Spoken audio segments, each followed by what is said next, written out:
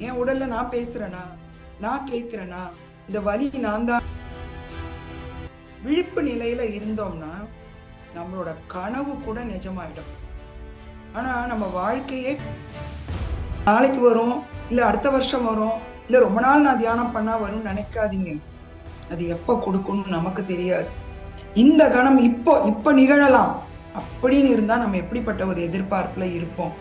அப்படி ஒரு விழிப்புணர்வுல இருந்தோம்னா தெய்வீகத்தின் வழிநடத்தல் நமக்குள்ள நடக்கும்.